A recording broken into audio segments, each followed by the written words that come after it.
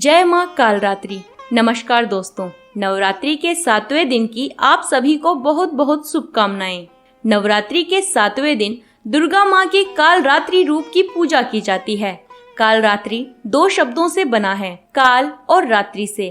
काल का अर्थ होता है मृत्यु और रात्रि का अर्थ होता है अंधकार, जिसका तात्पर्य है अज्ञानता का अंत। दोस्तों, माँ काली अज्ञानता का नाश करती है। पौराणिक कथाओं के अनुसार देवी के इस रूप की पूजा करने से दुष्टों का विनाश होता है। कालरात्रि माँ के रूप को वीरता और साहस का प्रतीक माना जाता है। दुष्टों का नाश करने के लिए आदि शक्ति ने यह रूप धारण किया था।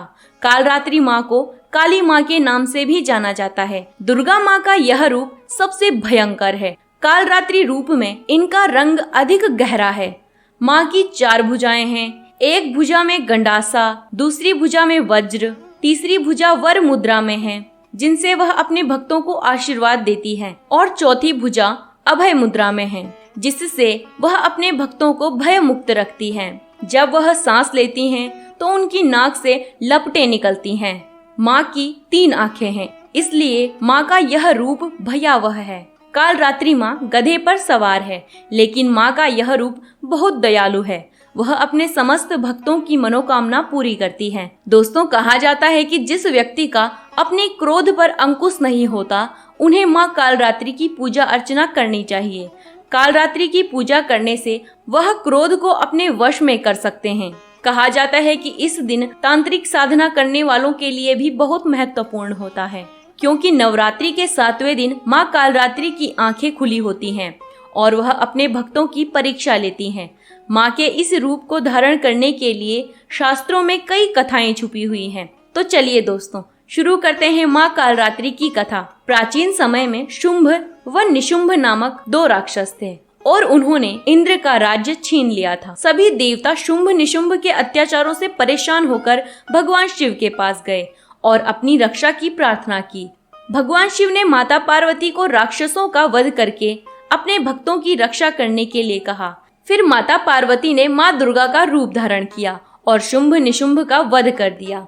और जब माँ दुर्गा ने दैत्य रक्त बीज का वध किया, तो रक्त बीज के शरीर से रक्त की बूंदों से लाखों रक्त बीज उत्पन्न हो गए, क्योंकि रक्त बीज को ब्रह्मा जी से वरदान था कि उसकी एक बूंद खून से एक और रक्त बीज पैदा होगा।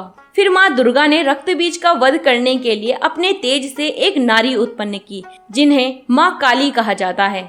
फिर माँ काली ने रक्त बीज का वध करके उसके शरीर से निकले हुए रक्त को अपने मुंह में भर लिया, और इस तरह माँ काली ने रक्त बीज का संहार कर दिया। इसलिए दोस्तों, माँ कालरात्रि की पूजा अर्चना करने से ब्रह्मांड के सारे सिद्धियों के रास्ते खुल जाते हैं।